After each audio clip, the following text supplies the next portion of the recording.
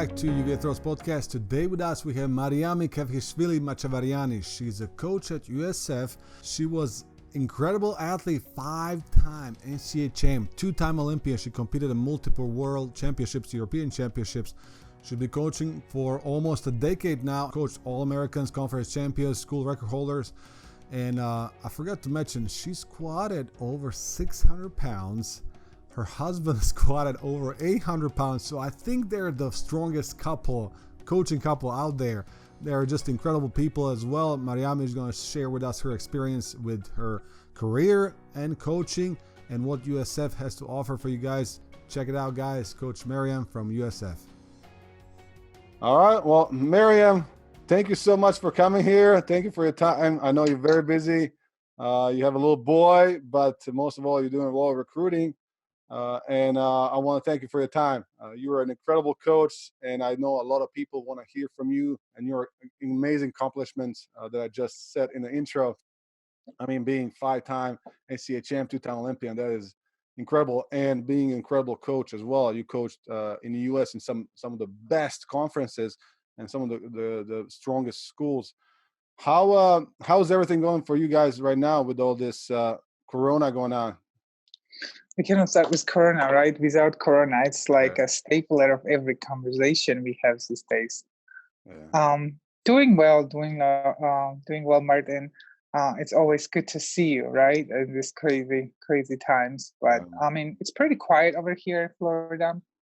You know, essentials are still working. Grocery stores are open. I notice people are more relaxed than beginning. You know, there's less gloves you see around and less scary masks people are wearing. So yeah, no, my wife, she doesn't want me to watch TV. Well, watch news. Useless. Watch news when she's around. She's like, just change the channel, right? She doesn't want to listen anymore. And we are. I mean, we are taking measures, right? We're staying at home and making sure we have our mask when we're going out to get groceries, right? So so much we can do. I mean, I love watching news, especially it was my favorite watching BBC International News. But I feel like it has over the years has changed so much because it's all about how many likes they can get. So they headline the news and are not really in. Yeah. There's so many other things going on, and top of the Syrian war never ended. It's still on. So a lot of people are in way more troubles than we are. You know, very fortunate than be able to sit at home and pay the rent. Still, I'm very, very fortunate about that. It's not a case for most of the Americans here. Yeah. I think that's a really good thing, a very important thing to keep in mind. That it's a hard times, and it's the worst. The last thing you want to do is to put yourself in a bad even mental situation that you were not over exaggerating, because the situation is dire, but to keep in mind that we actually have great things going on here, and I'm so happy that I'm in the US. How about you? Well, actually, Georgia is handling it pretty well, this pandemic. So they're doing well. Their numbers are way lower. Okay. And hopefully that maintenance, like churches are still open. They're social distancing, having diving liturgies. I'm Orthodox. They still they never stop the services. So they just do services outside, so it's not packed. And they are having a social distance. It's kind of cute. They have little spots painted outside where people stand. So if everybody would stay 6 feet apart, I think we'll be out of this sooner. And wash the hands and all those things that you need to do. Routines and exercise and eat right. Yeah, very important. How's at USF school? I assume it's closed. Classes are online. Yes, everything is online. I mean, obviously, it's the same NCAA ruling is same for everywhere, right? And comes out to conference rulings. We cannot host any practices. We cannot do anything. It's just the Zoom meetings, just like us talking right now. Yeah, exactly. I don't remember when last time I was at home. This amount of time we had during the season. right? I don't remember. Yes, this is like hottest season. We are going into a conference just this week and getting So ready for yeah, national. that is, yeah, it's so strange. And I know a lot of parents are asking me, especially juniors reaching out. I'm sure it's same as you. Yeah, What can they do now? They don't have a season, right? So they don't have a season to yeah, compete, to put themselves out there. How do you recruit now when it comes to juniors, right? yeah. Well, it is tough, and I feel for them. Not just juniors, seniors too. Like they end up having, especially in your side of the country, they were not even warm enough to start Hmm. outdoor season, so they don't even have marks down, and Yep. it's tough. But it's just a new reality. As soon as you deal with it mentally, emotionally, and make that positive move forward, Hmm. it's better for everybody. But biggest thing is just videotaping practice videos, because some of them still have the ability of doing that. So when you send the coach the email, in this case to me, it's good to put the marks out there, not necessarily just the feet, put both of them Hmm. conversions, meter and feet, and tell me about you. And biggest thing is the grades, attaching the grades too, because USF is really, really good academic school, and they start 1100 to look into it with SAT Okay. scores. And Okay. I know SAT scores will change down the road. It doesn't really define how smart we are. Mm. They will change, but we go off of that now. So Hmm. make sure you attach those things if you already have taken. Yeah. And again, a lot of tests has gotten canceled. I mean, I've been talking to a lot of my recruits, and tests have been canceled. They don't know what to do. But Mhm. again, NCAA came out with, I believe they canceled all the freshman incoming Yeah. test scores, right? Yeah. They will not. They'll let the schools Decide, yeah. option to take in Mhm. to waive the SAT score, basically, Yeah, right? Just go off basically the wave. It GPA. doesn't mean that you still can get into the school. Mhm. Then they need to understand that some of the seniors in high Mhm. school. It doesn't mean that you are in the school and you have this freeway of test scores being waived. You still have to get in to Yeah. school. Yeah. Yeah. So attaching it and make sure it's a PDF and Mhm. presentable, and type up like 2 page of story about you, like Yeah. maybe Yeah. some Yeah. just important informations and kids, because we do get a lot of emails Mhm. and we have to filter through them. Um, so that's what I've been asking. And just if you don't have a competition videos, just let me know what you look like. Even maybe including Practice. how Yeah. tall are you or Practice. how Yeah. much you weigh and all those things. Mhm. And visual, you have to be able to see it. I wish we can actually have a face-to-face or home Mhm. visit or go and observe somebody, but we don't have that anymore. Yeah. So it's a new reality. Mhm. Just videotape your practices if you don't have anything from competition. That's a great advice, and for all those juniors out there and parents and coaches listening, Coach Mariam just Mm-hmm. gave you a very good pointers, right? So if you don't have competition videos, like you said, take practice videos, post Mm-hmm. those or send those in the email. Make Yeah. sure you put your grades, how far you've been throwing, how long have you been throwing, right? Those details that are important. Exactly. Yeah. That helps And big goes a thing long way. also, yeah. Also, there's new grading scale in SAT Hmm. and has a sub scores. So when you send an email in SAT, it's better to PDF me a sub scores included, so I don't have to come back 3 emails later asking for it. Okay. So Okay. Yeah. Yeah. it There you go. helps That's get a good. That's good process advice. started faster. Yeah. What you are known for being very good recruiter. I've seen you at every meet on New Balance, all the big meets for high school. You were there. You have a great relationship with your athletes right from the beginning, right? It seems like you like to Mhm. start that relationship, communication with them and their parents very early as early as you can in the early process, in a recruiting process. Now that you cannot go to those meets, what you're saying is, reach out to me Mhm. by video, by email. Yeah, Martin, I don't think I'm a great recruiter. I will one day get there. But yes, I'm trying my I think you're best pretty good. I think you to took a keep you my took a lot of job. athletes from other coaches like me to your school. So. But I mean, just like I said, unfortunately, I think we may have a late New Balance Championships this year. I'm not sure. I haven't Yeah. seen. Yeah. It's been in talks, but we don't know. They're thinking about July, late July or beginning of August. But I don't think that can happen. It's 50-50.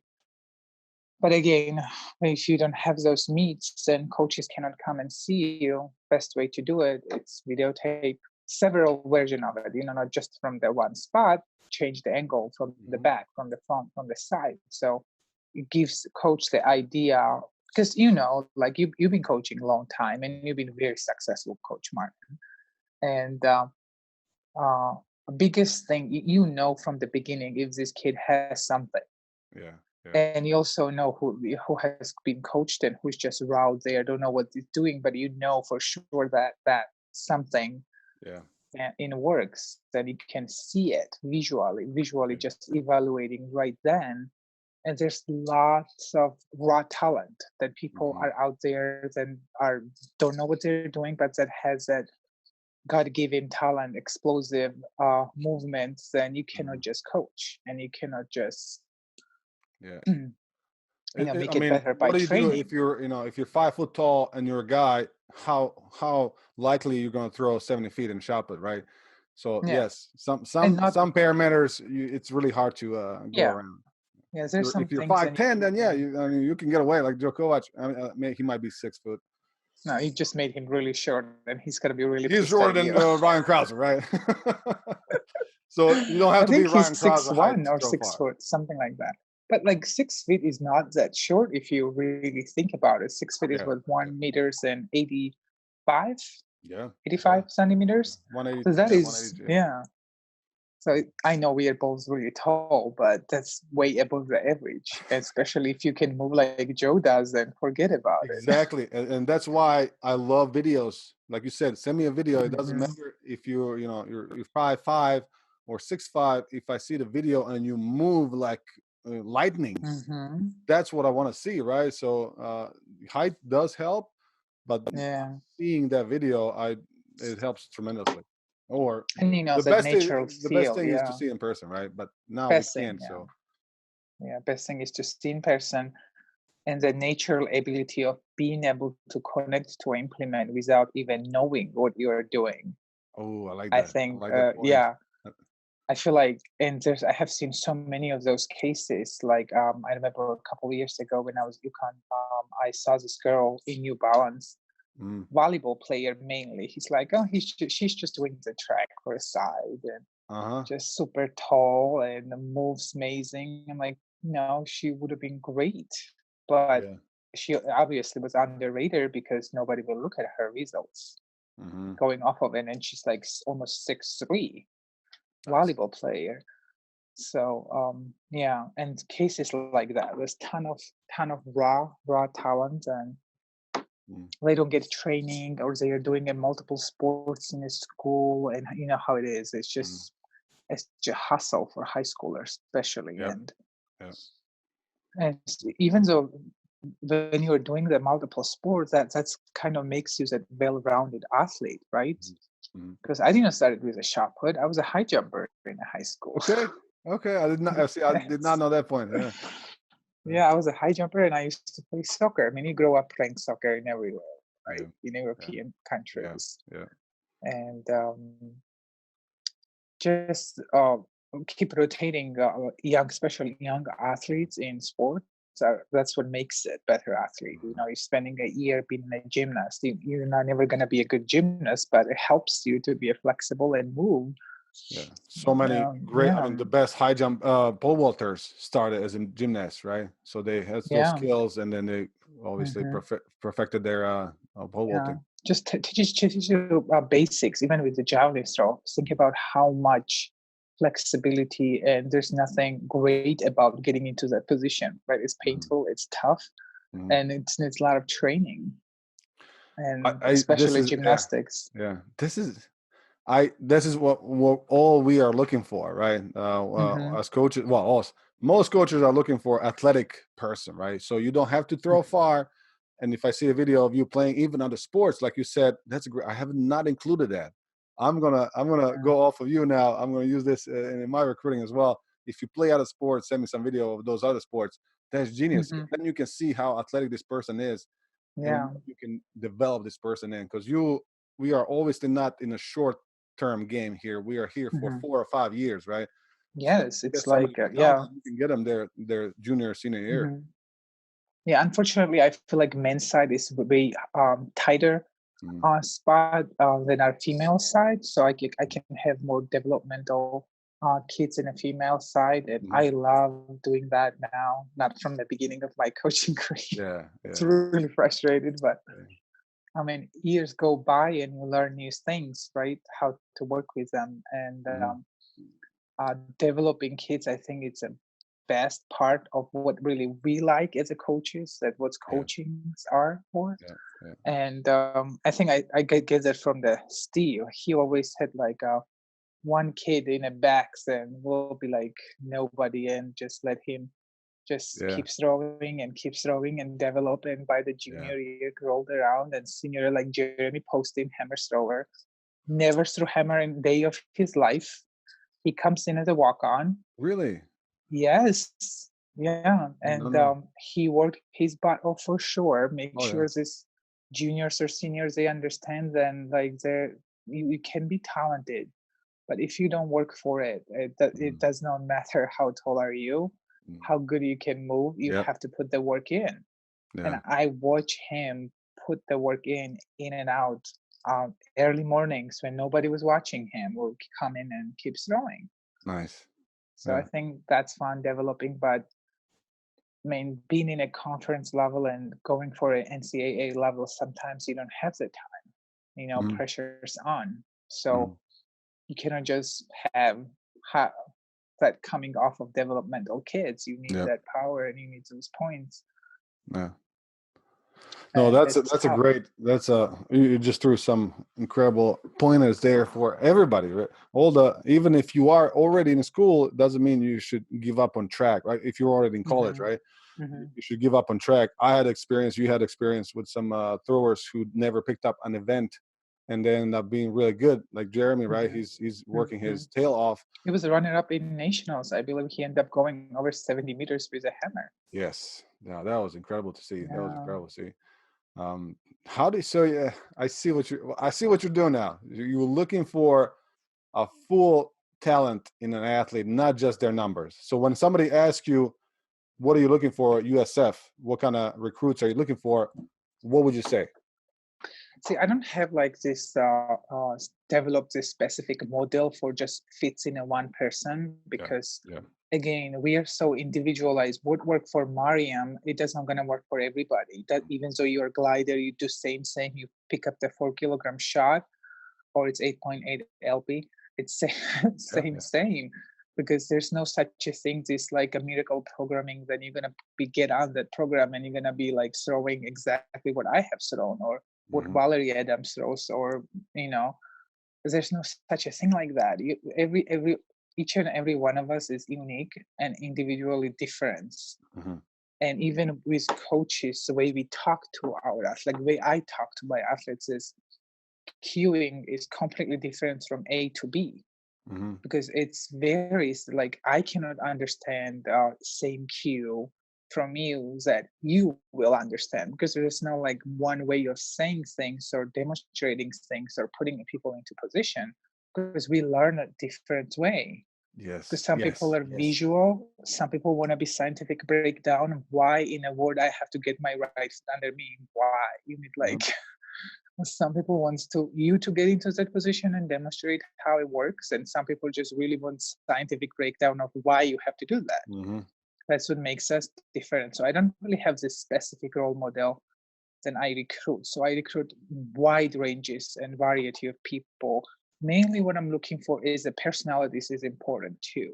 Ways they interact with you, respect, good manners. I'm looking for someone who can willing to work hard, someone who is a good student, then can be successful in a school. Because again, it's really good academic school, and end of the day, you're getting somebody for 4 years. You literally becomes their family, right? I may not even be able to see my husband in 6 months out of the year, much as I will see you. Yes. Yep. Yeah, I mean, we're gonna spend a lot of time together, and I want you to believe into what I'm about to do with you, and I want you to believe me that changes I'm gonna make, I'm gonna do it for you, and I really want you to buy in. Right? In my personal experience, success comes with trusting what you are doing. Like really, really, truly trusting that little technical change, even though at the time you may not think that's going to benefit you. If you're fully buying in, then you judge later what's going to happen. So, good personality, obviously talent, right? Marks, talent, and wait. Sometimes I just at track meets, when I go there, I watch them how they talk to their coaches. Okay. Like how did they talk to their coaches and parents or whoever's with them? Because I feel like respect. I'm coming from old school background when what do you like? How can I go up and question my coach with a disrespectful way, right? How? Like I would have gotten whipped by my parents, right? At that moment, from the stands, right there. They don't care you're 5 or 8. They don't care that you're in public. Save you. So yeah, the respect. So I think respect. Like sometimes I run into those cases that like today's era is internet has blowout. Back in the day when I was a freshman, I don't even know 10% of what kids know now. And they watch Martin through like 65 meters and they think they know everything. And they can slow down Martin's video and I have to do that, but like you don't know how to get there. Exactly. Yeah. Do you have the height? Do you have the strength? Do you have the work? Wingspan and all those things, and like work ethic, and there's like so many things goes into it: nutrition, sleep, like eating right, and understanding how human body actually works. And I'm just like bigger fan, more like scientific breakdowns of how we can improve ourselves in a higher level. And sometimes I want to go back to school. Yeah. Well, for that, learning never stops, right? Like never stops. Like I cannot say that I'm most experienced, older coaches out there. I'm still learning every day. It's still trial and error. You just keep. I love to lift, and I still lift 5 times a week, and I test those exercises before I put them in a program. Nice. And if that really works, and I'm really passionate for lifting, and my husband lifts, and back in the day we used to like go hate training together when we were so young, like cannot stand that because we will argue in one exercise over and over and over. Really? And now like no, never be. For those guys who don't know Dato is one of the strongest men alive. But maybe not in squats. I don't know how much he can squat compared to... he can squat over 700 pounds. Oh my God, that's freaking awesome. So like we will argue like every single, no, this is the right way. No, that's the wrong way. And now like after 14 years of marriage, I feel like we finally actually can sit down and discuss and have like a pleasure out of working out together and being a good training partners. Okay. And I learned a lot from him. The sense of like breaking down. He's big Arnold guy, like huge fan, and he used to do like a lot of strongman and stuff. So like including those things into my programming, and he has a good eye. When I have a question, I'll ask, even though he's not in a track and field, he was a rugby player, still strengths component wise.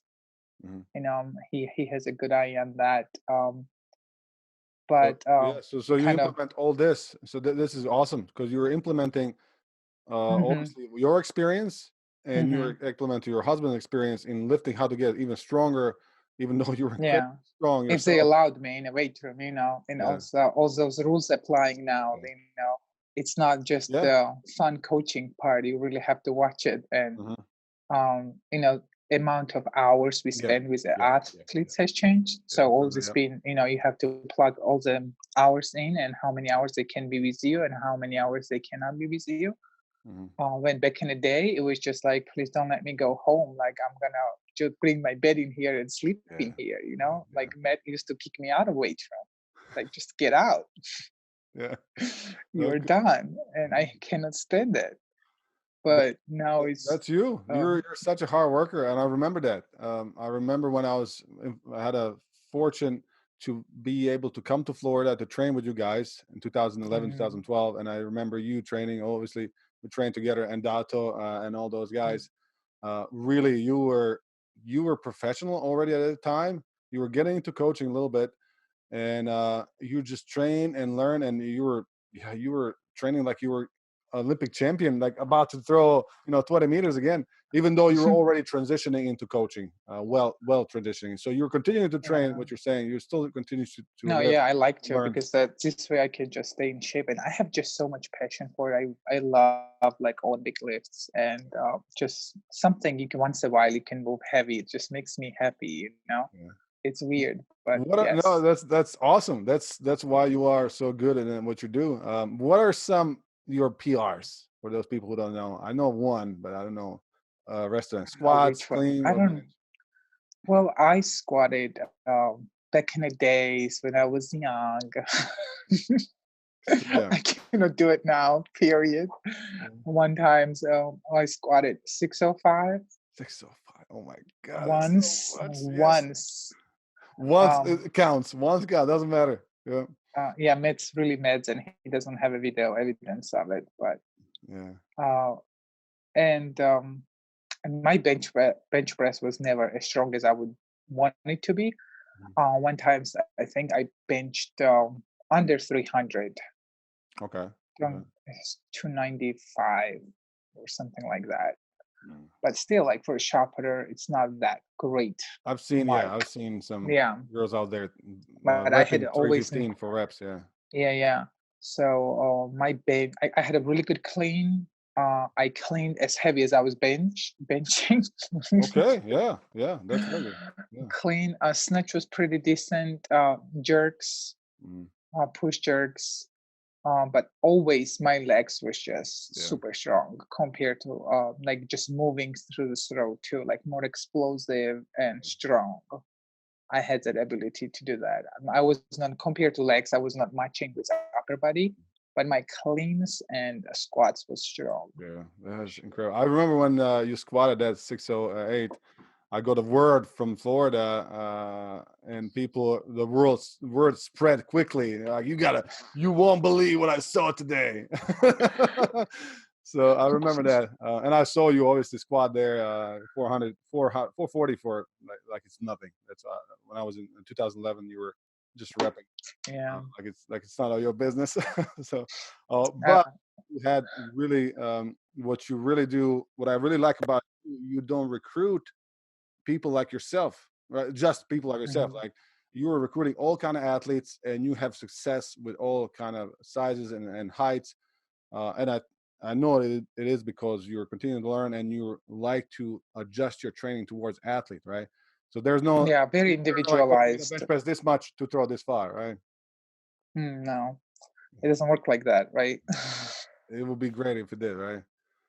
That'd be nice, because I have seen some crazy strong athletes, and it won't translate somehow in throwing.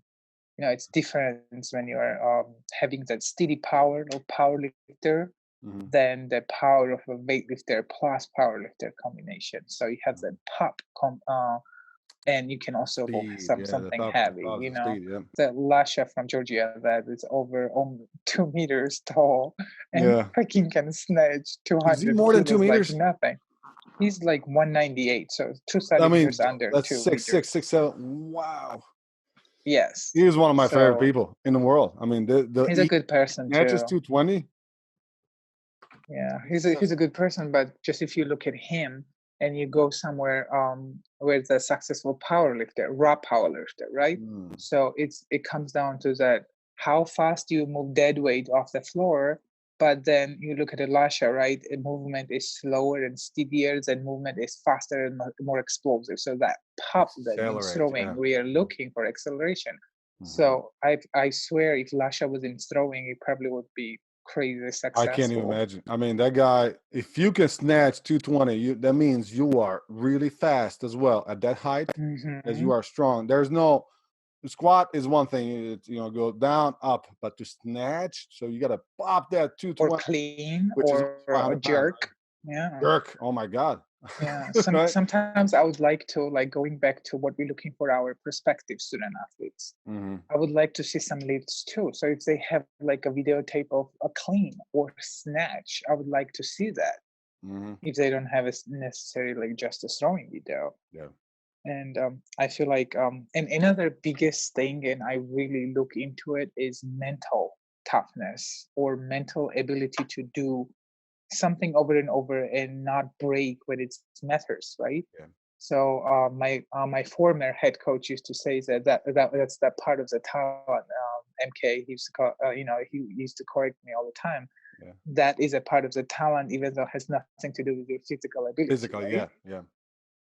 So like mentally training athletes, mentally getting them ready for something, it's so big, because especially freshmen, one thing, be able to throw, like I never threw far in practice. Like I never threw really far in the practice. I trained with the heavier implements as well, but I didn't like that competition part of it. Like it was unique for me. Like going into the competition, it was completely different fire going through than it was in the practice. Practice was about just getting better, listening, doing your repetitions, and competition mindset was completely different. So I will log in, and that 6 rows, like in my personality, and again, there's so many different type of successful athletes, but speaking to what I have personally experienced, I had to be amped up. I had to be locked in. And that fire had to be like, I had to be overstimulated that 6th row, Yeah. I had to last it until that 6th row. Like I had to, because sometimes I will always get that feedback from that competitors I was against, and I was just this mean, awful person, but I didn't want to talk to anybody. During the competition, right? Yeah, like try to maintain like that, stimulus going through your body, that CNS fire that going through. Like I didn't want to let that down. I won't even sit down. I used to do like a sprints between throws, jumps between throws. Right. And again, it's a different style. I have seen some people just sit hours and get up in the ring and throw 22 meters. Yeah. That works too. Works for them, right? So you gotta find what works for you. So like developing really what works for you individually is important. And you do look for that part of it, and it shows really well when you recruiting somebody and you see them in a regular competition at home, and you see them in a qualify for states, and how did they perform in states, because it's a little bit more pressure, it's harder. So can they stood up to it? Sometimes you may just get hurt, sometimes you just don't have a good day, but still it shows when you perform really good in states and when you perform really good at home and do really badly in states. So that's really a lot of components to it, what makes that desired PSA, right? Prospective student athlete. Yeah, it's a fuel, right? It's it fuels you. That attitude that you have during that state meet shows the coach how bad do you want it, right? So even if you even if you fail at the state meet, let's say you have a big foul or you're gonna kind of freak out. How do you try? Yeah. How do you deal with that, right? Do you go and you're mean to everybody, kick the can, or you're like, I gotta get better, right? I gotta get better.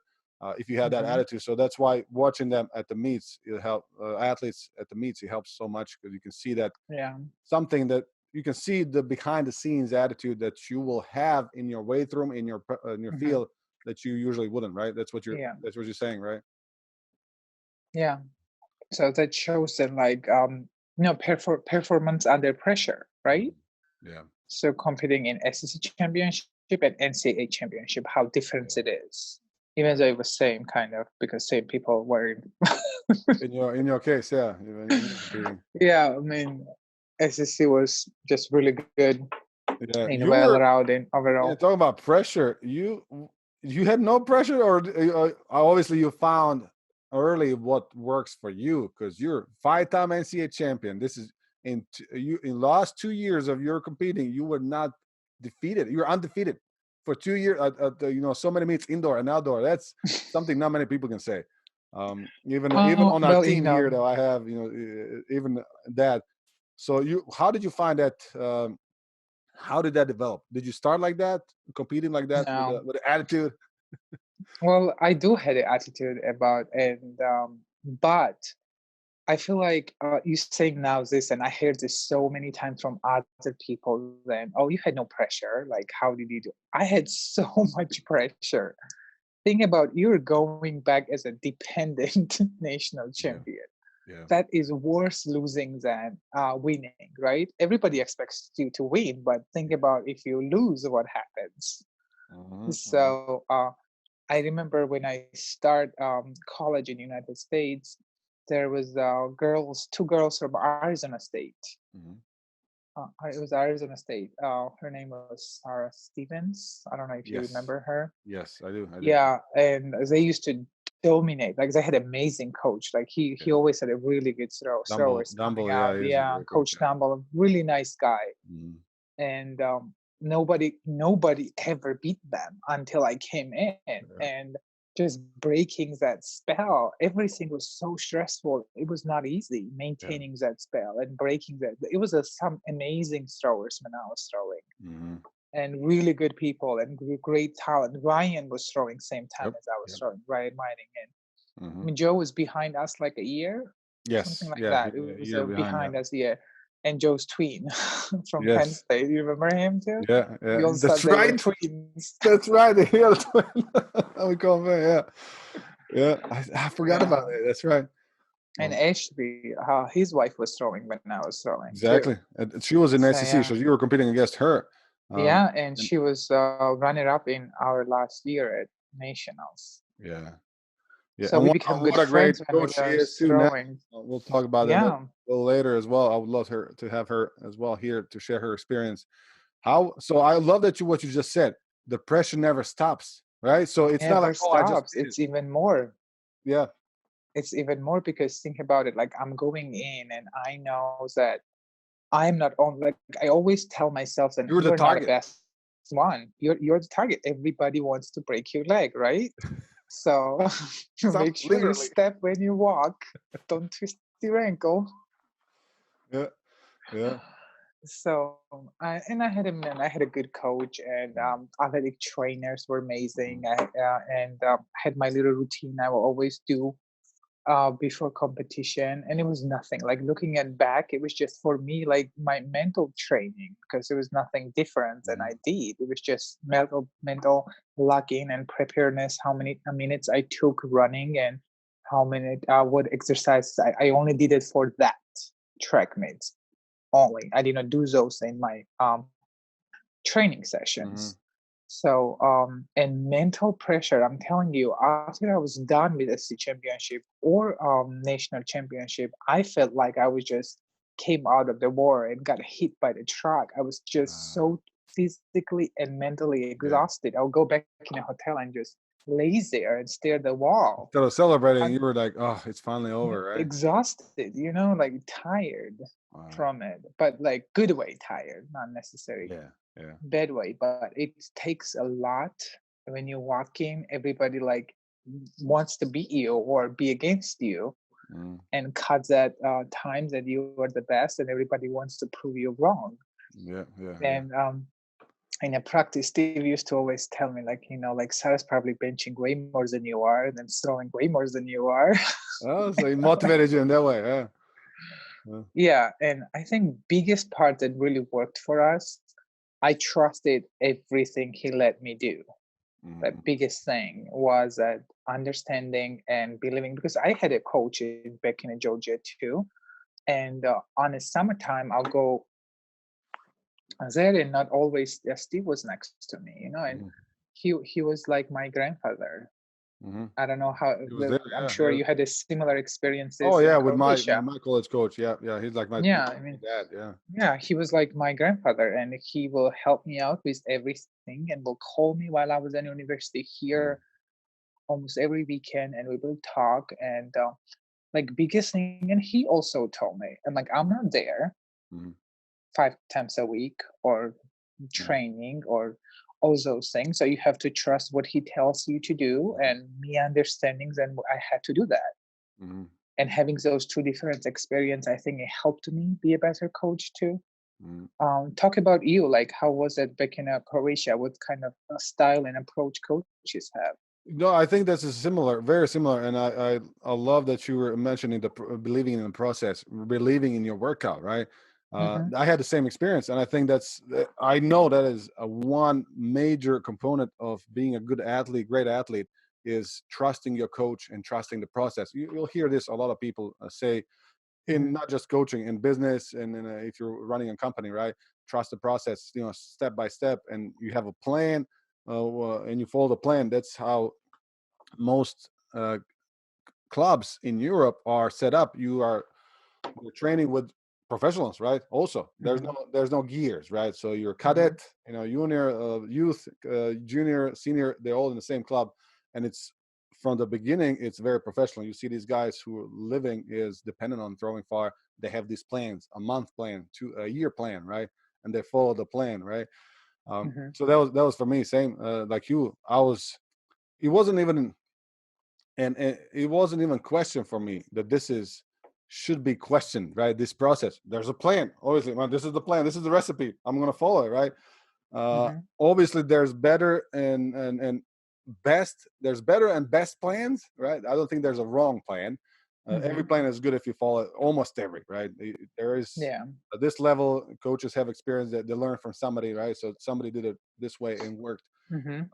So I know Jeremy Clayton, he was always say there's a good plan and there's a better plan, right? So as long as you follow it, Yeah.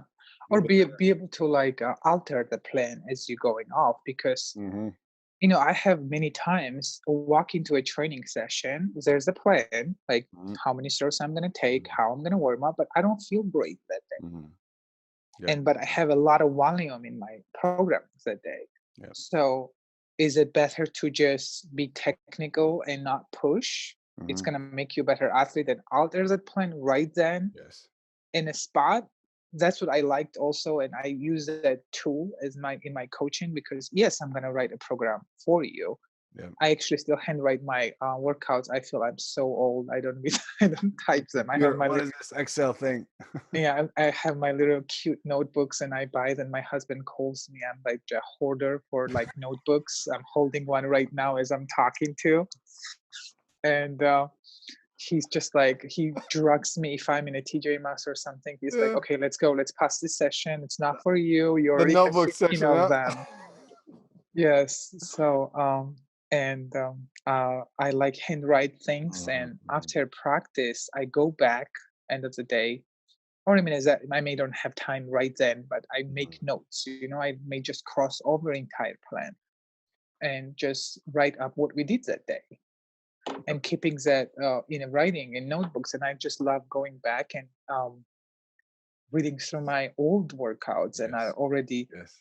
panic and barely read it because there's some like raindrops on them and dots and just Yeah. Yeah. ridiculous. You can't even flip the page.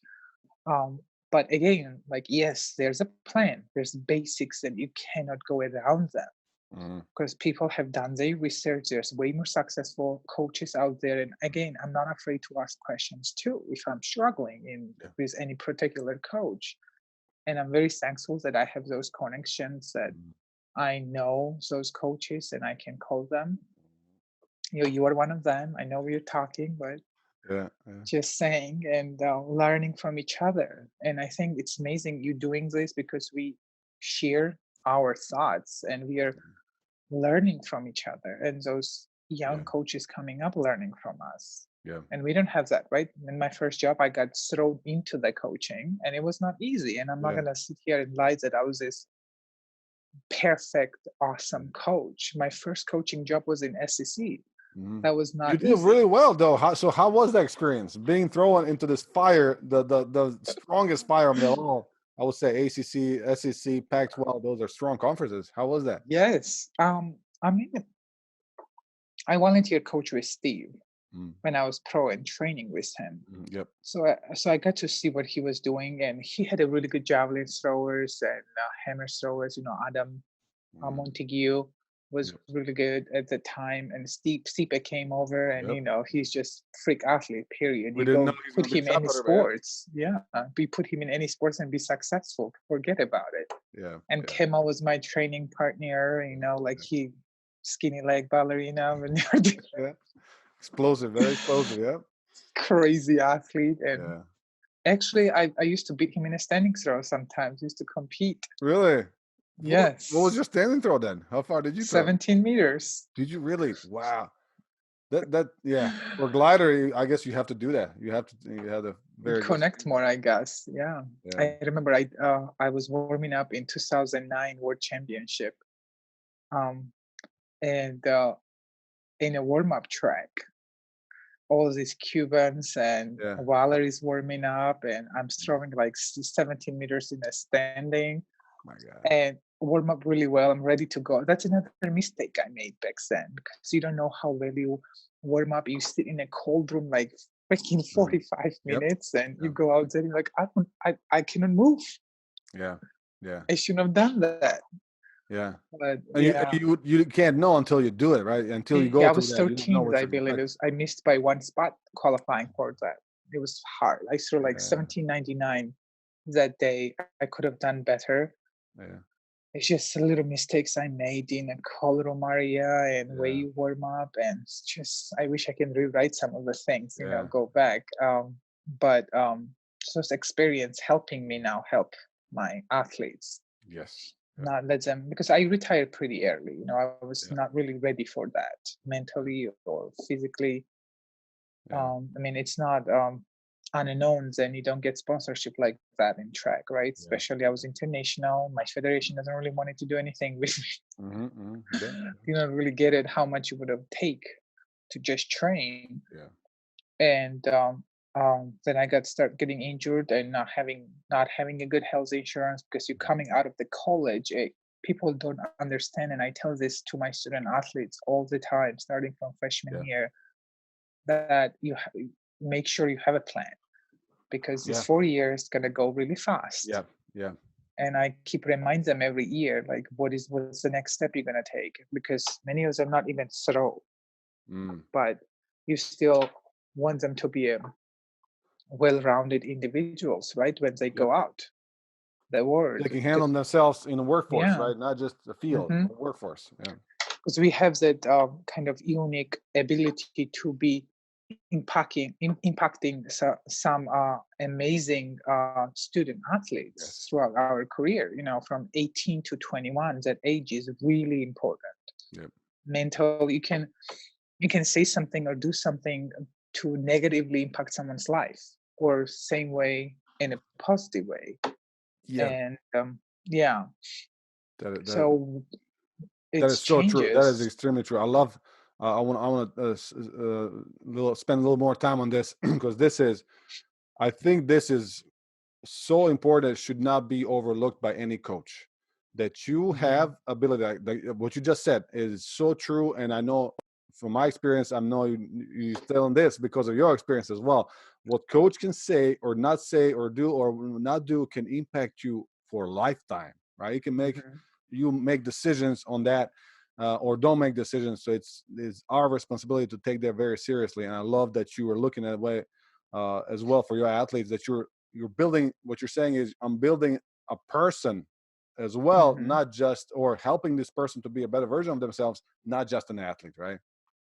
Yeah, and I think it comes from my background. I was not born in US, and I was raised in a really small and amazing country called Georgia, right? Beautiful, and so beautiful. And you cannot even, in Georgian language, name is Sakartvelo. It doesn't even translate to it. Really? And I had that background when I'm like everything was family oriented, and I have family myself. I have 2 kids, and it's just we've been married so long. I mean, we literally grew up together so many ways, and he's definitely my number one supporter. And I'm sitting here talking to you and coaching because he has been moved around with me. That's awesome. And I couldn't do it just by myself, you know. So I had that kind of support from my second better half, I would say. And just I approach them like I like hearing, sometimes too much, maybe take that out about my athletes. And because I'm a mom too, I'm thinking about it. Like I don't even want to think about my daughter turned 9 in March, and he's like literally 9 years will be graduating from high school. And that emotional feeling, you dropping, like I don't know how Americans do it. I'm not ready. I don't think like it's crazy. You let them be there, and I feel like as a coach, I become a family away from the family, and especially for my international kids, they don't have anybody here, and it's important to have that kind of understanding of each other and support for them. It's tough.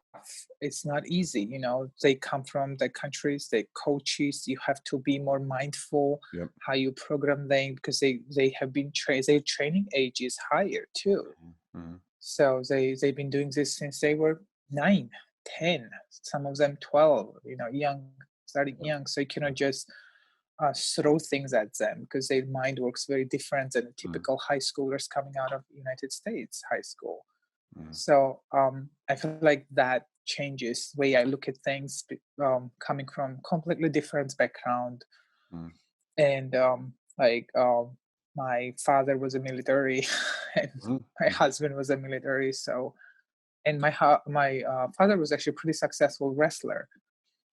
And he taught defensive sambo in police academy later on, a pretty long time. So he was he worked himself up. So he ended up working past 10 years as a police detective in Georgia. So very like I still ask about recommendations and things and call him, and very knowledgeable and pretty awesome having that relationship, you know.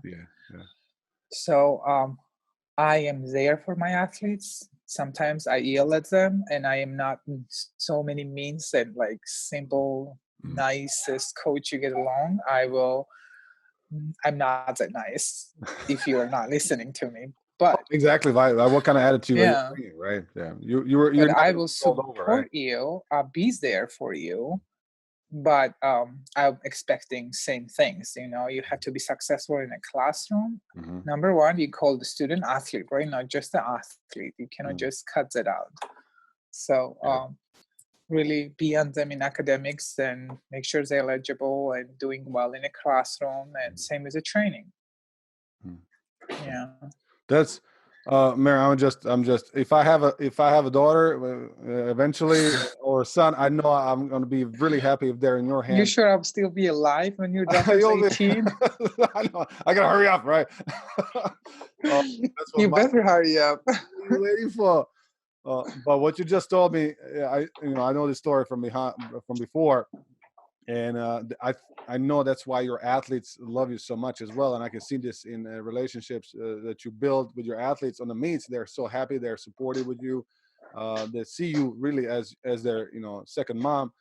And you bring this. Try not to be like just slash, there's like borderline, not necessary there. Well, that's the thing, right? Like you love your athletes, but then you have to also tell them when it's like your parents, right? Like you said, you are there. Your parent will not let you do stupid stuff, right? Like they're gonna we talk about they're gonna throw something at you if you're disrespectful to other person, right? Other people. So you're bringing that, and I didn't know that your dad was a detective, but this makes so much more now. It shows about you how detailed you are, right? Like how all-encompassing you are with your training. Like it matters their relationship to their parents, their coaches, how they deal at the meets, how they're at school, what kind of email they write me. Like, so you are looking at this huge picture of an athlete, when you're recruiting and yeah, you don't always get that. Yeah, you're not always get that, but that's the best I can.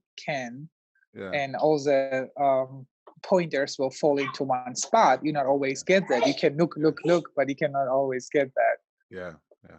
No, Yeah. that's fantastic, and that's why you are successful in writing workouts. Like you said, it can change, and you have to have a plan to change the plan too, right?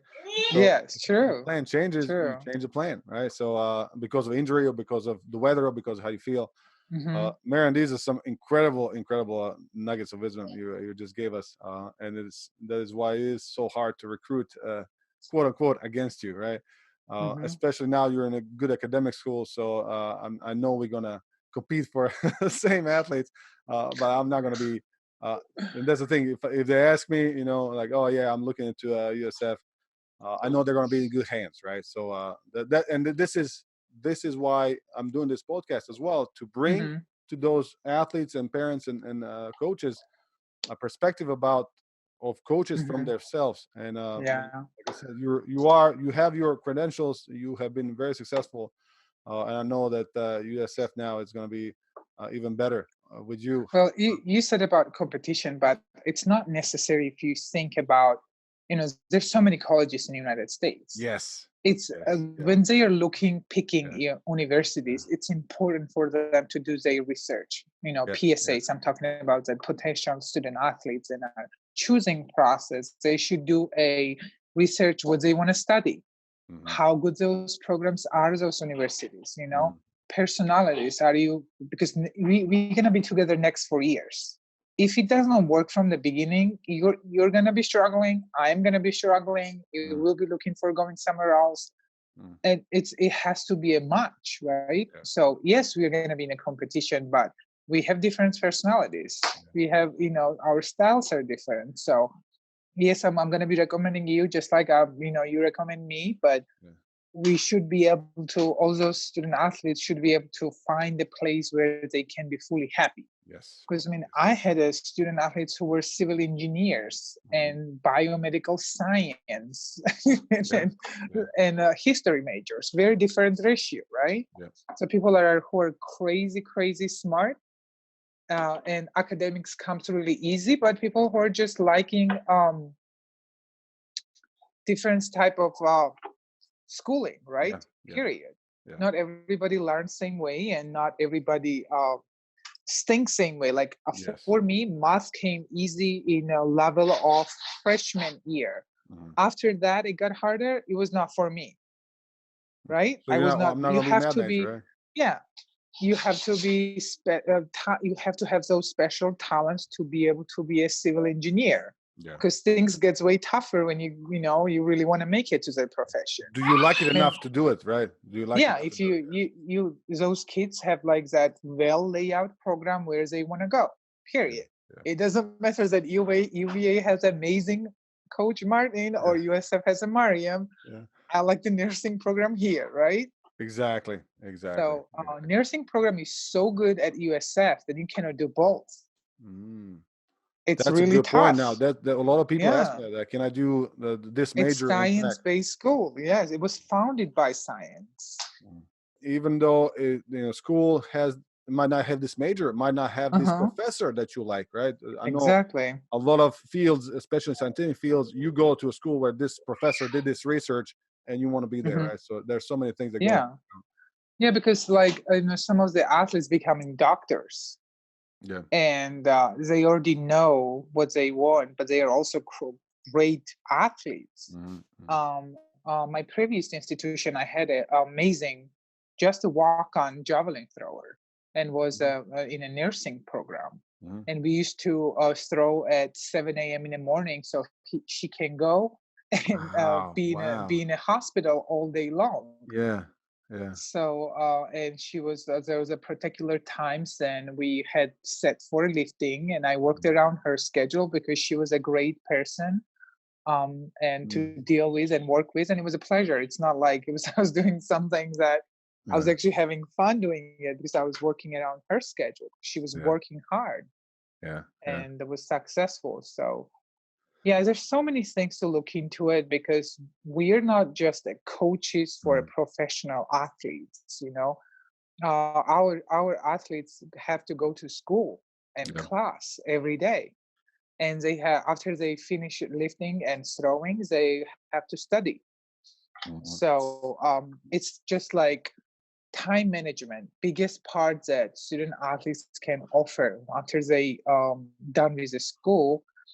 Time management, right? Yeah. If you're successful in what you do, you know what time you're waking up in the morning, what are you having for breakfast. Don't come here and tell me that you had nothing to eat and you're asking me to be putting you into position of working you out for 2 hours and not doing you any good. Yes. Yeah. So I mean, I'm not a certified nutritionist, but I also I have experience on that field, so I always try to go over those things in with the freshmen coming in, or when we start the season, how's that eating well and timing of the nutrition is really, really important to be successful, and carrying around the lunch bag and be able to get those snacks in the night before, and don't just wake up at 5 minutes before class starts at 8 a.m. and just grab the book bag and go in there with PJs. Yeah. Because your whole day is full with activities, so you're screwing yourself up from the beginning. Yeah. That is so important. The fueling. I mean, would you have one of the parents of one of my athletes said this to his son. He says, when we were talking about this, he says, would you put terrible gasoline in a Ferrari? Like, would you put, just alcohol in it? Like, no, I wouldn't. You'll put the best gas there is, because that machine deserves a good fuel. Same way, right? You want to fuel your body before the workout the best you can. And when you say that best fuels, and you come down budgeting, right? I think in this country they should be fortunate, because there's stores and ways, and they can actually get that food, even though you may not have a full scholarship. You still have access to the pretty decent snacking and pretty decent that fueling station in strength and conditioning. You have that at USF? I have that, yes. Nice. But and also like ways, and you can get produce that are not crazy expensive, not just going out and just buying the lunch. Use that lunch money to go to the grocery store and buy those, so it will last you through the week, not just 2 days for one meal. Because I mean, I had a full ride in Florida, but I still had to cook. I had a husband. Then I had to, micromanage what I was spending, because I did not have that money coming in from nowhere. You were not working yet. Yeah, you had a family, you're not working yet. Yes, and my parents were really educated, but they never rich. So I did not grow up being rich, working class family, but did not have a lot. Yeah. So I mean, I always had the food, but I mean, what I'm saying, you have to be smart about how you spend. And I try to educate them when they come in much as I can, that yes, it's everything. You just don't go and buy everything organic and spend and blow all of your money. You have if to you cannot afford it. Yeah, if you cannot afford it. Because end of the day, make sure you go to bed early and sleep and recovery, and listen to your trainers, because you guys have that here. No, I didn't have that growing up. Yeah. That having the ability to go in a training room and you have the doctors on a call, and whatever you need, it's being done for you. I feel like you have every tool in a toolbox to be successful. Yeah. And you have to use them, because these 4 years is fast. It's a long time, but before you know it, you'll be graduating and you have no idea what to do with your life. Yeah. And that's the hardest part. Because I've been there. I'm sure you've been there. And I wish I had somebody like telling me all these details, how to live, and because I learned it the bad way, some of the things, and rough way. And I'm trying to share that knowledge, and maybe they can learn the best way possible. Either they decide to continue with their throwing career, or just cut it off and have the amazing jobs, which they do. Some of my former athletes are very fortunate to have a good job waiting for them after college, right? Yeah. Well, that comes from the habits and small habits that you make, right? If you're good, Mm-hmm. if you're very Mm-hmm. particular and smart about how you train, how you eat, how you sleep, you're gonna be. It's gonna trickle down to your studying habits, to your interview habits, to what Yes. research you do, right? So you're going to be a full person that is very detailed about everything it does. They say how you Mm-hmm. do anything is how you do everything, right? And Yeah. track being such a big part of your life, and I know it was mine when I was throwing, Mhm. and all these athletes, like you said, you spend 2 hours a day at least at the track or in the weight room together, right? Mhm. So this is a big part of your life. If you do this correctly, it will trickle down to other habits as well. And then Yeah. you'll be a successful person, right? And you be successful. Yeah, you'll be successful. But if you, just like I said previously, that wake up at like 5 minutes before the class and you don't have a breakfast, you already woke up with starved body, and you're not putting anything in it. Yeah. And you're getting ready to listen a lecture, then you know how student athlete life is very busy. Yeah. So if you don't learn pretty quick from the beginning how to time management, Mm-hmm.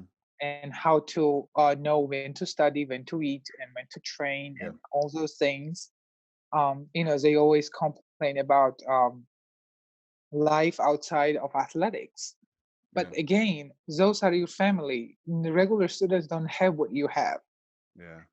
They don't have friends and teammates, and they go out. Either they don't have, they are your friends right there. You have a social life in a training session, if you Yeah. ask me, right? It's hard. Yeah. You It's should, hard yeah, to balance those things, right?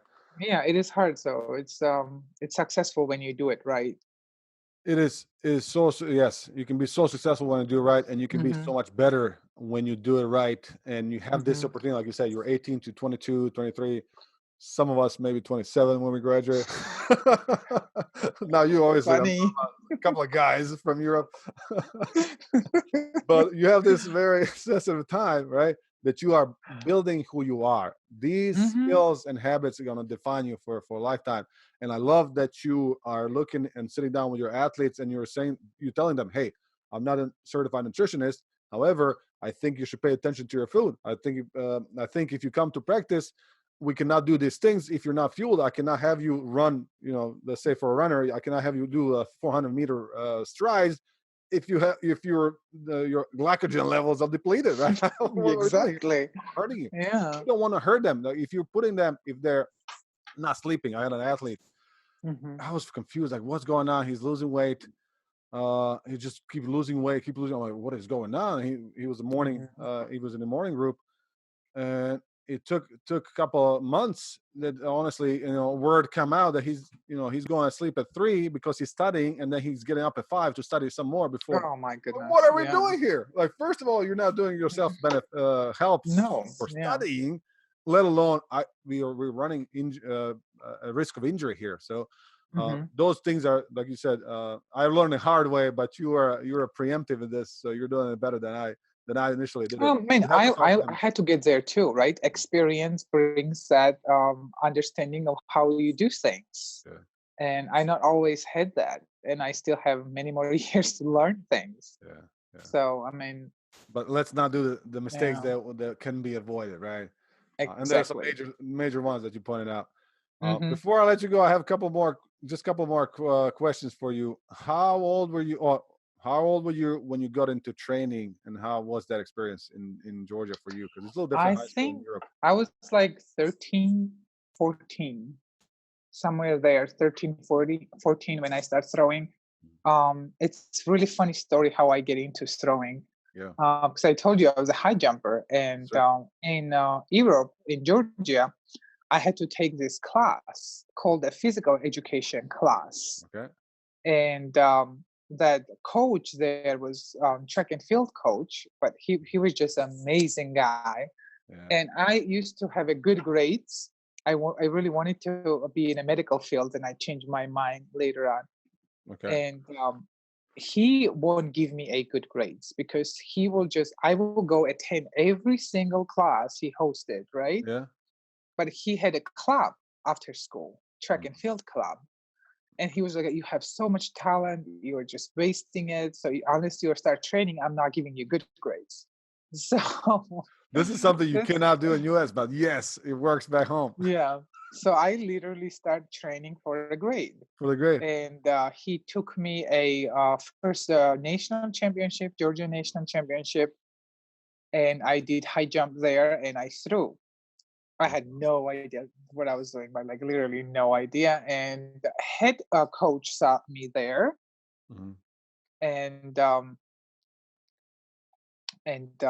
that's how Okay. I get in. And he called Oh, my dad, and my dad was like, like in the beginning, he because he had this athletic background and yeah, he knew how much work it required in athletics mhm. to be successful. I think he didn't wanted me to start in the beginning.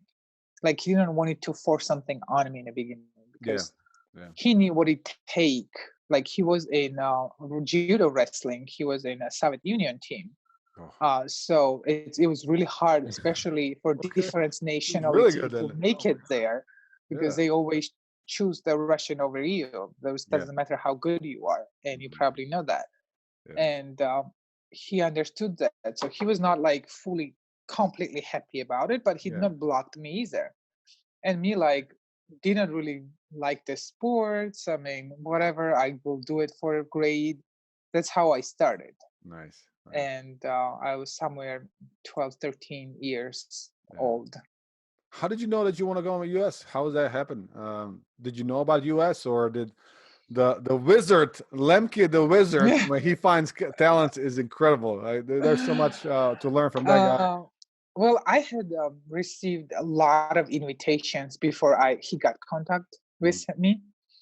But my dad was like, no, I don't want you. I mean, I told you he had a military background, so he's like, I'm not gonna just fly you Yeah, across the into world and not into know. unknown, And right? I don't know, I cannot help you right away and all those things. So right when I was graduating high school, I was planning and I was throwing well, and I took a year off and start training. Studying I this. was already, yeah. I met with my future husband, and we were engaged. Nice. And everybody's keep asking me how was this like being married young. But I mean, nobody really forced me into anything. It was just like timing. Nobody And can force you. yes, Mariam is not not looking being for it. forced into anything. Yeah, so that's how it happened. And he felt a little bit. And then Steve comes along after all this been done. So I asked him, my husband, what was he was thinking about it, because I had several other invitations before Steve came around. Yeah. Previous years, like when I was still in high school before I graduated. And he was like, then Steve came over to Georgia too, which was, I think, biggest part, like that was like real. He spent 2 days and he met with my family, so that was a little bit more confidence booster for my parents. Yes, I had a fiance, but my parents always will have a huge role in what I do in my life. And he had a really good job. And he was in military. He was in the military as well, right? Yeah, he was. He had a personal defense position in one of the ministers in a country, so he was actually get paid decent. And I mean, we talked about it. Was a big decision for you. Yeah, and we talked about it, and he decided, like, this is a good opportunity. I think you should do it. And because he supported me, that meant a lot. And that's how I actually made a decision. Because again, I would not be. This is huge. Like now, I'm recruiting my future international student athletes, and like I know how hard it is. And I feel like since my 10 to 11 years ago, it was 11 years ago, no more, like it was 15, 14, almost 14, 15 years ago. Yeah, that's crazy. It's going fast. Yeah, and that decision, internet was not that great in Europe. I didn't know everything. I had no idea all these divisions and breaking downs and where's the University of Florida fall into it. Yes, Steve came in with a really, really good resume, and we read and we looked him up and all those things. But I mean, still was huge move for me. And I will say this day and day that my husband was biggest support than why I was also successful, because it's really tough coming this far away. And dealing with those things than not like regular high schooler will here. I cannot just call my parents or drove the weekend away or even fly. You can be, Yeah, you cannot do that. Yeah. And I feel like I was really matured in that age because I was 15 when I started flying internationally with my track and field team, national team, for club championships and all those championships. And we went to one point. Croatia was in our division too. We were in the cup division. And I knew that Sanders coach really well. Sanders coach and my old coach knew each other really well. Oh, her first coach, Ivancic. Yes, Ivan Ivancic. Oh my God, he's such a great coach. He was same age. He passed away when I had my daughter, so it was tough. So I like when you start flying from 15 and 19, you basically 18, 19, you like really mature that level somewhat compared to like someone who just graduates from high school and compete in states. You know what I'm saying? So I feel like maturity level of me, same age, 18-year-old or 19-year-old here was a little bit higher. So I knew what I was doing. I may not know fully, be still really, really young, super young, but I had that support next to me and really helped. Support you had system. Parents, you had a husband, future husband who was very supportive and knowledgeable about that, right? So it was like all together sit down decision, and that helped me a lot. It still was really difficult, but it was hard. And I think that's also why you have, obviously great relationship with American athletes and also very good relationship with the international athletes to know what your fears. It's one thing than just assume what their fears are, right? Because you've been through that. Like, how do you say, like, come to US, it's we have full scholarship. It's like, what is that? What does that mean? Well, come here, we'll pay for your school. Like, what do I have to pay? Like, do I get money? Like, you have no idea. Like, there's all these questions you have because you don't know NCAA. What's that stand for, right? What's the Division 1? What's 2? What's 3? You have a JUCO college. I'm like, even like when I got into coaching, I was like, wow, this is crazy. So on that note, do you take some schools don't take, or it's really hard for them to take transfers? I'm not going to mention them. There are some, like, I think Ivy Leagues, there's no secret about that. It's really hard. It's impossible, right? How about USF? Do you take transfers? We do.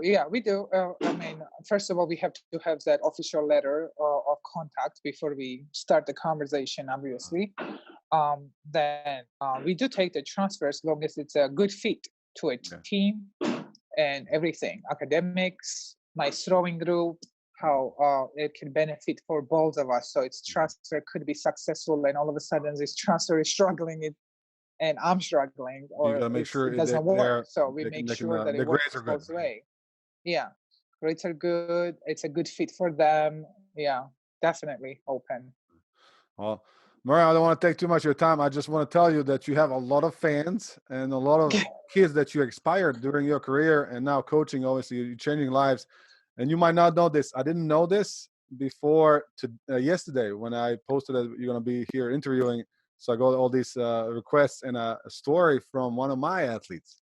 She saw you at Penn Relays. This is back in 2010, maybe? Or 2009, 2010. 9-10. She saw you throwing, and her dad took her to the meet. She didn't know. She didn't want to do track. She wasn't sure if she wanted to do track, right? Her dad took her to the Penn Relays, and she saw you throw. And she was so excited to see how you threw, how you were, your demeanor and everything. She told her dad, like, I want to do this. I want to be a thrower. And she was she came here to UVA graduate. She's one of the best athletes I ever coached. Amazing person.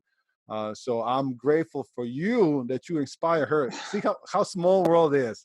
That you didn't even know. I didn't even know that. She's like, I'm glad I have inspired somebody. No, you inspire a lot of people. Well, thank you, Martin, for having me. I think what you're doing is definitely you're pioneering us out there, and like what are you doing for those parents and have questions, and for us, even like coaches, people can see that we actually talk and we had to change their knowledge, and we're not just hate each other. You know what I'm saying? And it's a huge movement for throws, period, in getting it out there, because I love track and field. I'm a huge fan of what I do.